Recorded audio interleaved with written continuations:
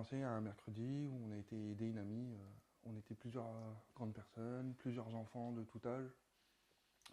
Donc ils jouaient dans le jardin. Les grands jouaient avec les hand spinners. Voilà. Maintenant, la journée s'était bien passée. Les petits jouaient normalement, je vais dire. Ils jouaient avec tout, rien. On est parti chez la marraine du petit.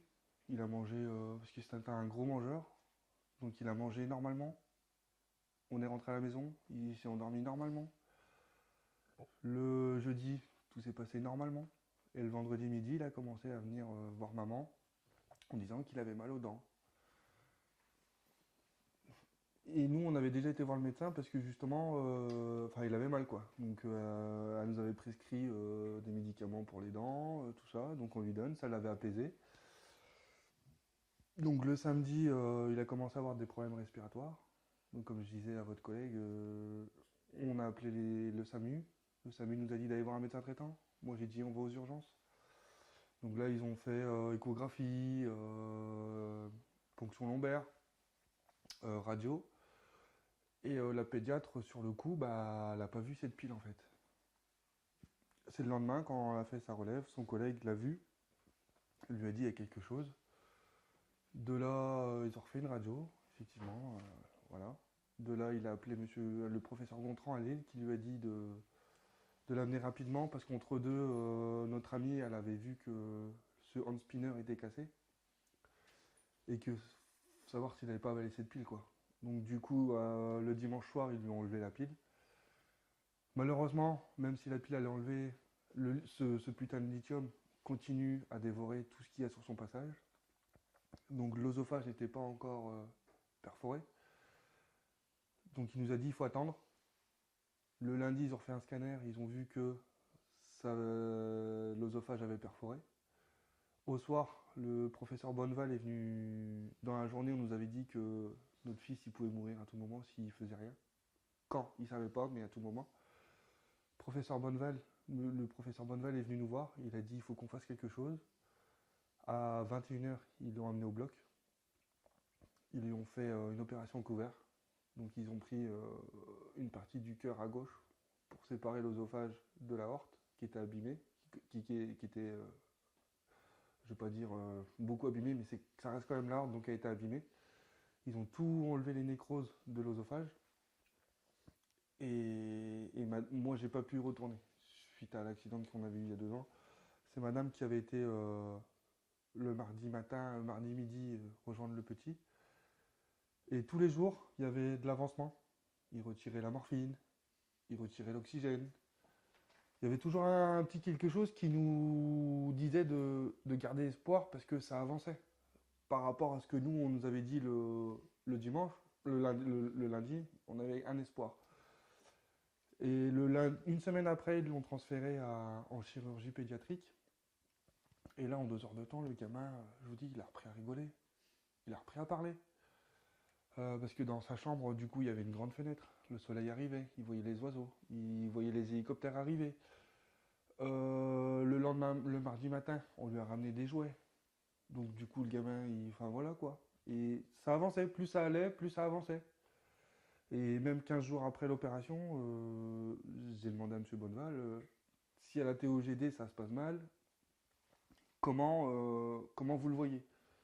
Et il m'a dit clairement qu'il n'y a pas de raison que ça n'aille pas. Voilà. Et je lui ai demandé pour le cœur. Il m'a dit pour le cœur, c'est pareil, on ne lui a pas coupé le cœur en deux, on a été autour, maintenant il faut attendre.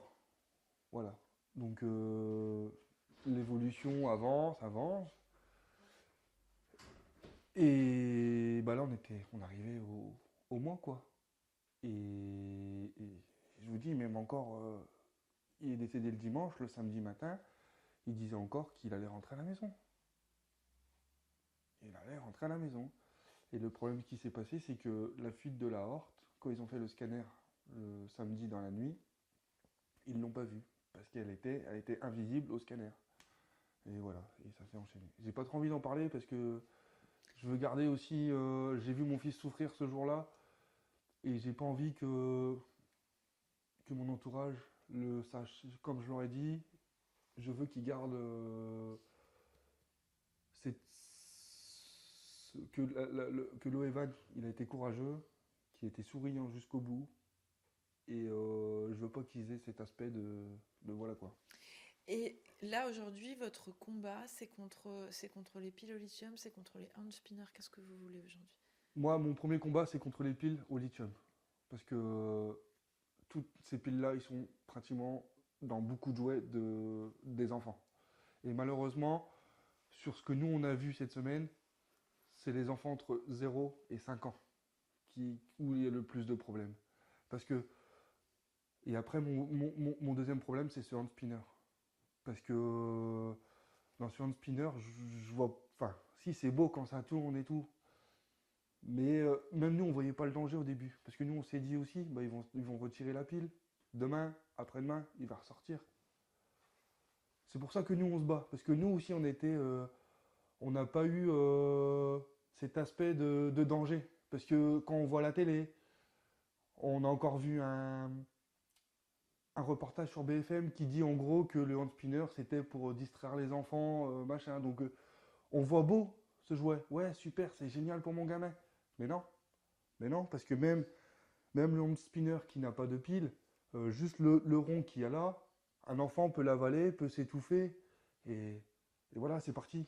Et comme je l'ai su hier soir avec le journaliste d'Europe 1, apparemment, l'Union européenne a bien vu que c'était un danger et l'a mis dans le classement des jeux les plus dangereux. Et quand vous voyez maintenant dans les cours de récré, là, dans les maisons, partout vous voyez des enfants avec des hand spinners lumineux, tout ça. Donc oui, d'accord, c'est pas un jeu pour un enfant de 2 ans. Mais une famille qui a un enfant qui a 10 ans, ils vont lui acheter ce hand spinner. Mais s'il a un petit frère de 2 ans, et qui ne voit pas le danger que ce jouet peut apporter. Automatiquement, je ne fais pas de morale à qui que ce soit. C'est juste que, comme je disais tout à l'heure, même un parent qui attache son fils sur sa chaise, 2 secondes d'inattention, boum. Et c'est ça que je veux faire passer en fait. C'est que même nous, ce danger, on ne l'a pas vu. Et malheureusement, la fin est malheureuse. Clairement. Parce que mon enfant, il a 2 ans et demi. Il y a on a su que d'autres enfants du même âge que mon fils sont partis avec ces piles lithium. Voilà. Parce que cette pile lithium, les parents ne l'ont pas laissé tout seul sur la table. C'est qu'il devait être dans un jouet. Et moi, voilà, c'est ça. Ça, mon combat, c'est ça. C'est qu'il n'y en ait plus dans les jouets des enfants. Et que les parents prennent conscience que même dans une clé de voiture, parce que c'est pareil, même nous, on a fait cette bêtise.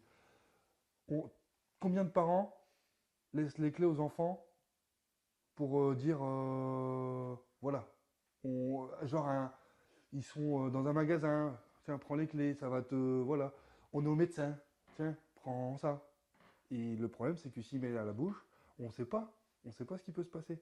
On sait pas, on sait pas si la clé elle a un défaut, la pile elle va sortir, il va l'avaler. S'ils le voient pas, ben, ils le sauront pas tout de suite. À moins que la pile elle se mette à plat et que l'enfant il étouffe tout de suite. Vous voyez ce que je veux dire? Et même nous, les chirurgiens, les infirmières, les aides-soignantes, on leur a posé des questions, on a essayé de. On s'est remis en question. Ils nous ont dit, mais même encore dimanche, les médecins qui ont tout fait pour sauver mon fils, ils nous l'ont dit encore. Si vous ne le voyez pas, vous ne le saurez pas. Vous demandez, vous demandez aujourd'hui à ce que peut-être aussi il y ait plus de sécurité autour de ces piles, c'est-à-dire que quand elles sont dans les jouets, qu'on ne puisse pas les démonter comme ça, que ce soit très compliqué peut-être déjà dans un premier temps d'avoir accès à C'est ces ça. piles. Parce que même, je pense qu'avec un couvercle et avec une pile, on ne sait pas ce qui peut se passer. Le jouet il tombe. Regardez, vous avez vu tout à l'heure avec le jouet Sam le pompier. Bon, c'est un petit jouet en plastique, il n'y a pas de pile dedans. Mais qui nous dit qu'un jouet qu'on achète, je sais pas, qu'on va à la fête foraine, parce que les jouets, voilà, ils sont peut-être pas non plus machin. On va à Action, les, dans les magasins pas chers. On achète toujours pas cher quand on n'a pas trop de moyens. On essaye toujours de faire plaisir aux petits. Est-ce que la sécurité est bien là que à Toys R Us ou même à Toys R Us, est-ce que ça. On ne sait pas. Et moi, c'est ça que je veux. Est-ce que dans ces jouets-là, il n'y a pas d'autres solutions? Mettre peut-être des plus grosses piles, Parce que effectivement, de ce que j'ai entendu aux urgences à Salengro quand mon fils y est arrivé, c'est que c'est ces piles boutons qui posent le plus de problèmes. Parce que les autres piles, ils m'ont dit, on n'a pas tant que ça de problèmes. Maintenant, j'ai pas le pourcentage exact. Cette semaine, j'ai pas pu voir tout ça. Parce que mon fils, Donc aujourd'hui, au-delà de la sécurité du jouet en lui-même, vous vous dites il faut pas de pile au lithium dans les jouets pour enfants. tout à fait. Tout à fait. Clairement, oui. Parce que notre famille, elle est anéantie. Malgré que les chirurgiens, les infirmières, les aides-soignantes, ils sont dans un métier où ils voient de tout, ils sont quand même affectés par tout ça. Et j'ai vu leur ras-le-bol. Vraiment un ras-le-bol complet à Jeanne de Flandre. Mais complet. Parce que ça arrive souvent, c'est ça? Parce que ça arrive souvent. Mais les pièces de monnaie, c'est pareil. Même ça. Regardez, je vais vous montrer un exemple. Allez. C'est encore. Ça vient d'un jouet Simple Pompier qu'on paye 40 balles. Bon, il est fan de Simple Pompier. C'est un cadeau de la marraine de ma femme. Mais c'est pareil. Même si c'est un enfant de 10 ans qui l'a. Regardez toutes ces petites pièces. Vous voyez ce que je veux dire? Je suis conscient que c'est pas pour un enfant de 2 ans. Mais c'est pas ça qui fait des dégâts. Il y a plein d'enfants qui avalent des petites pièces. Là, les gros dégâts, ils ont été faits parce que c'était du lithium. C'est ça aujourd'hui que vous voilà, c'est ça. dénoncez. Et le lithium, c'est une saloperie. Enfin, là, malheureusement, mon fils, il a eu la pile en bas de l'œsophage et le corps, il est fait comme ça. C'est que l'aorte, elle est en face. Maintenant, même si c'est là, moi, de ce que ma femme elle m'a dit au niveau des gens qui sont venus la voir, en 5 heures de temps, ça peut perforer l'œsophage. Et là, l'enfant, il peut avoir des séquelles toute sa vie. Parce que c'est pareil, c'est une brûlure au 3e degré. Donc, comme un médecin m'a dit, quand on est brûlé, ça fait des cloques. Mais à l'intérieur de l'œsophage, c'est pareil. Donc même si l'œsophage il est refermé, il faut faire attention à ces cloques-là. Elle peut éclater à tout moment, c'est pareil. Donc ça peut faire des complications. Ces piles lithium, c'est un poison. Et enfin, pour moi, il n'y a pas pire, quoi. Franchement, il n'y a pas pire.